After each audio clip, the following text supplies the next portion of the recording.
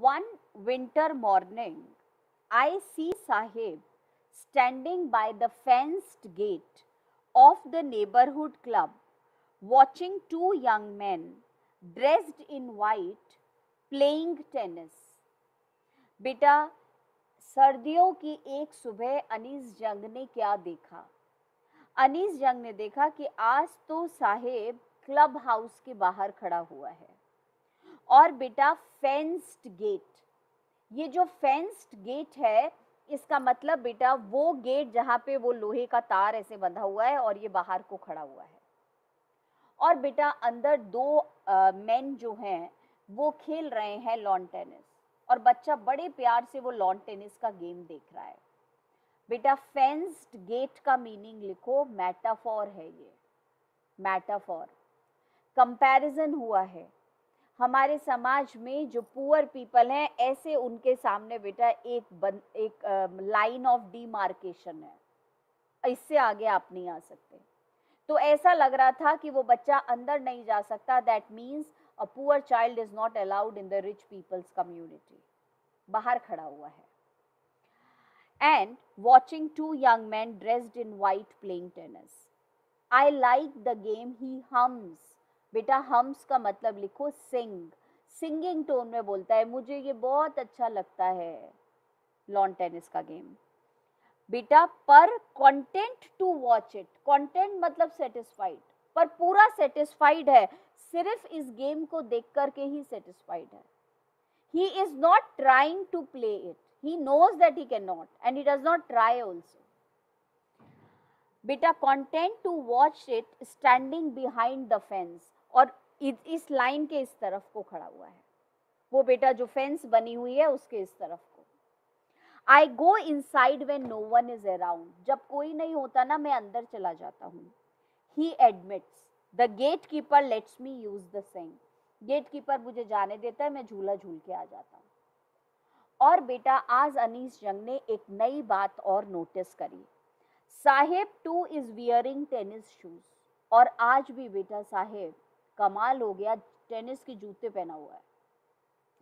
That look strange over his discoloured shirt and shorts, और बेटा ये जो टेनिस के जूते हैं ये इसके बेटा पुअर कपड़ों के साथ मैच नहीं कर रहे, बिल्कुल सफेद चमचमाते हुए जूते हैं। Someone gave them to me, और बेटा अपने आप ही बच्चा बोलता है, कहता है किसी ने दिए हैं।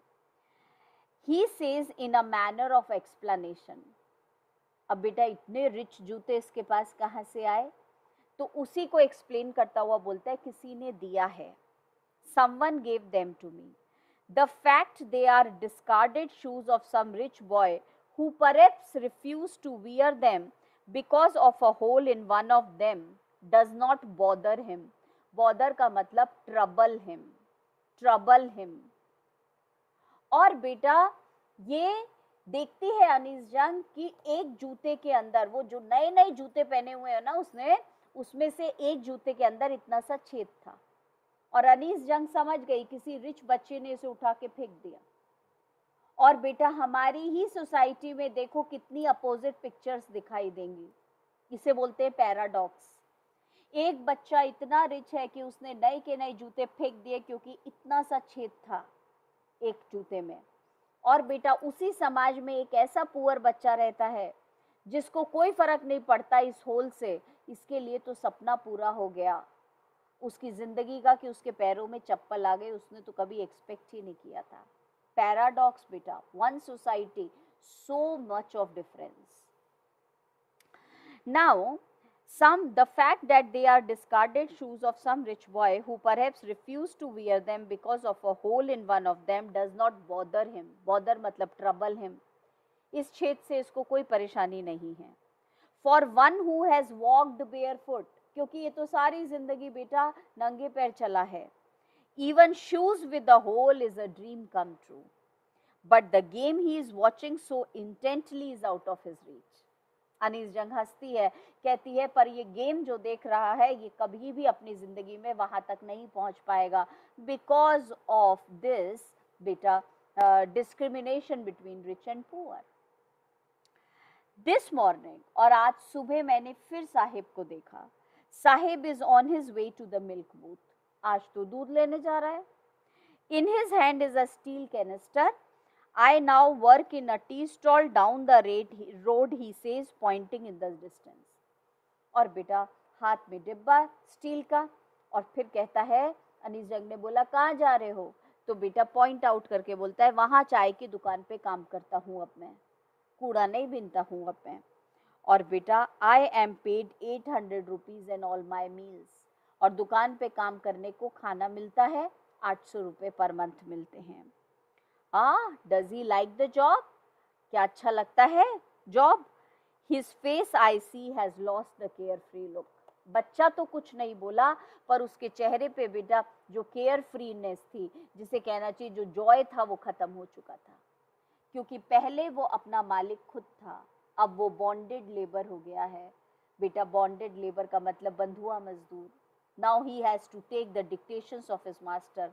अब अपने मास्टर की कहना मानना पड़ के चलना पड़ता है. I am paid 800 rupees and all my meals. Does he like the job? I ask. His face I see has lost the carefree look.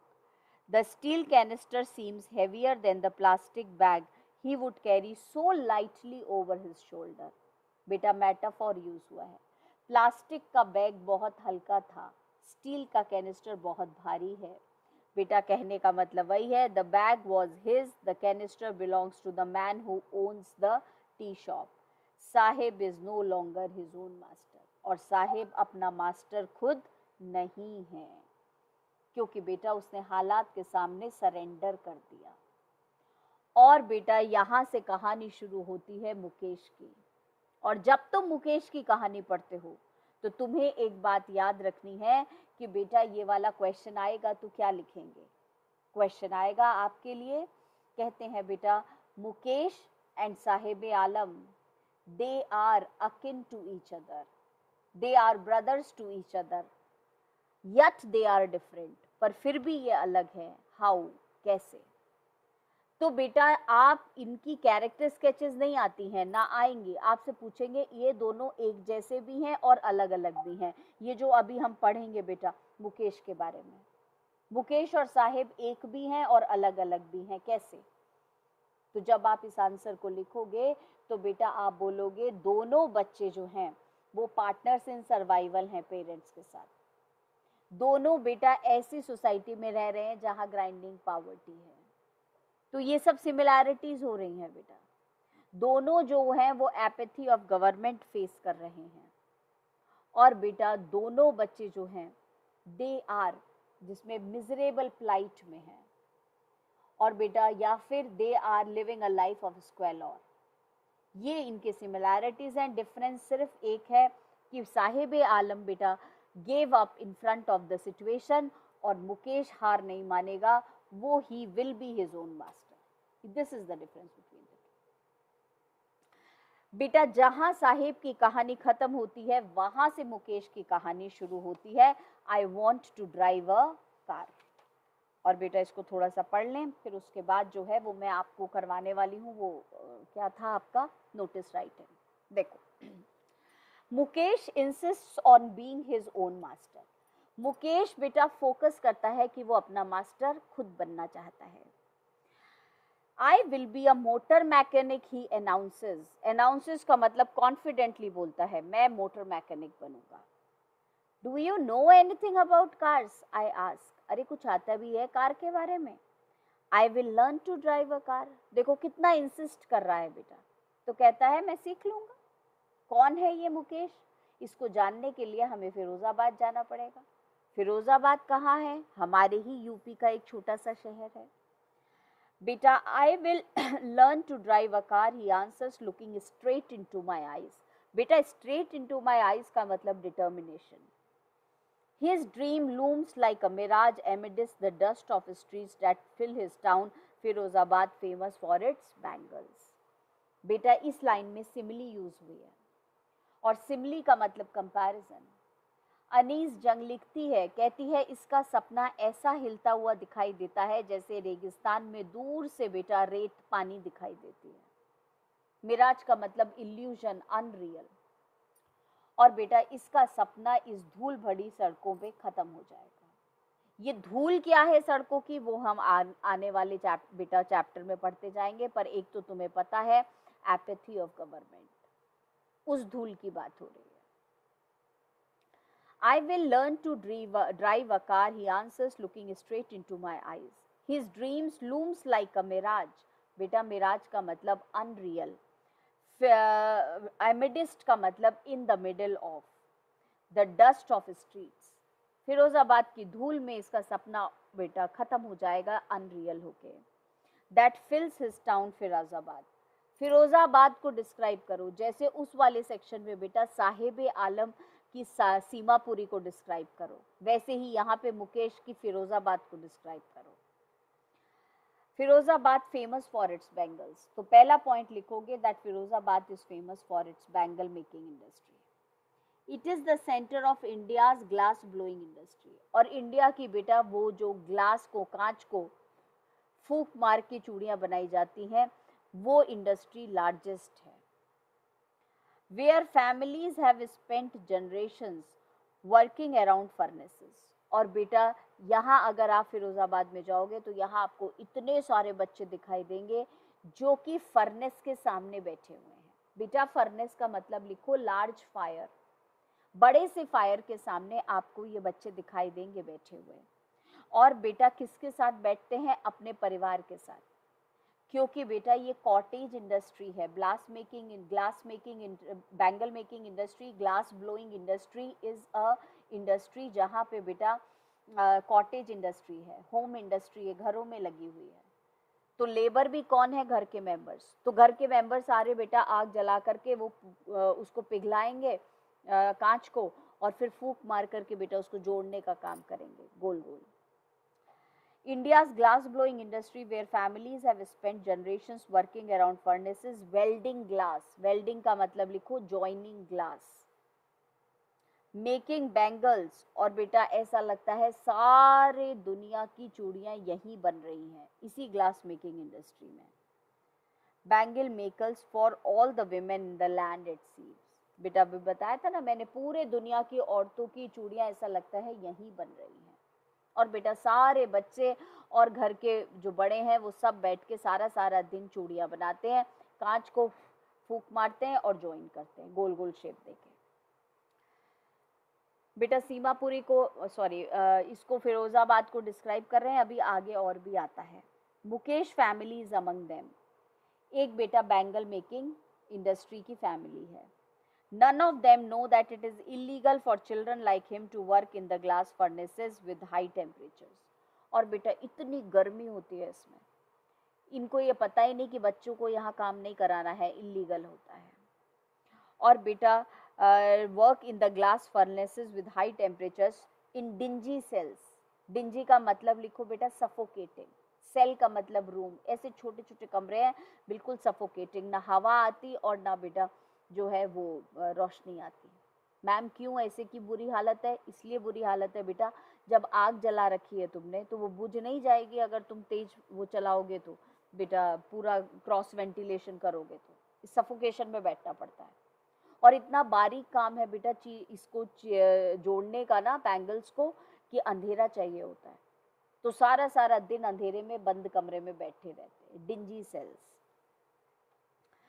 फिर बेटा इन्होंने कहा like him to work in the furnaces with in dingy cells without air and light, ना तो यहाँ light आएगी क्योंकि बहुत बारीक काम है जोड़ने का, और बेटा हवा भी नहीं आएगी क्योंकि फर्नेस बुझ जाएगा। That the law if enforced, और बेटा अगर कानून यहाँ तक पहुंचे, कुड गेट हिम, तो बेटा फ्री करा सकता है मुकेश को, and all those 20,000 children out of the hot furnaces where they slog, बेटा स्लॉग का मतलब work hard, their daylight hours often losing the brightness of their eyes। और बेटा इतनी ज़्यादा रिस्की काम है यहाँ पे, इतने सफोकेशन में ये काम करते हैं, और अगर कानून के हाथ यहाँ तक पहुँचे, कमेंट कर रही अनीस जंग बेटा, सबको पता है पर कानून कुछ करता नहीं है, तो ये बेटा इतनी गर्मी में यहाँ चूड़ियाँ बना रहे हैं, और चूड़ियाँ बनाने के बाद बेटा ये लोग सारा दिन स्लॉग करते हैं। देखो स्लॉग का मतलब दे वर्क हार्ड, पूरा दिन। और बेटा जब तक बड़े होते हैं तो लाइट में रहने की आदत ही नहीं है तो इनकी आईसाइट जो है वो गायब, वो बेटा रोशनी आंखों की छिन जाती है। मुकेश आईज बीम, और बेटा अभी मुकेश छोटा है, उसकी आंखों में चमक है और चमकती हुई आंखों से अनीस जंग की तरफ देखता है और कहता है बेटा as he volunteers to take me home, volunteers का मतलब गेट्स रेडी, और ये सर्विस करने के लिए तैयार है, मुझे अपने घर लेके जाता है। Mukesh eyes beam as he volunteers to take me home, which he proudly says is being rebuilt, और बेटा बड़ा खुश होके बता रहा है नया बनवाया है अभी घर ना, रीबिल्ट करवाया है, रिनोवेट कराया है। वी वॉक डाउन, अब बेटा जरा यहाँ पे फिरोजाबाद का डिस्क्रिप्शन यहाँ से भी आएगा, एपैथी ऑफ गवर्नमेंट यहाँ भी आएगी। बेटा इतनी बड़ी इंडस्ट्री और शहर के हालात देखो जरा कितने बुरे हैं। वी वॉक डाउन, हम दोनों बेटा जाते हैं क्योंकि मुकेश मुझे अपने रीबिल्ट घर में ले जा रहा है। तो we walk down stinking lanes, stinking मतलब बैड स्मेल, ऐसी गंदी बेटा बैड स्मेल वाली छोटी छोटी गलियां, उसमें से हम जा रहे हैं।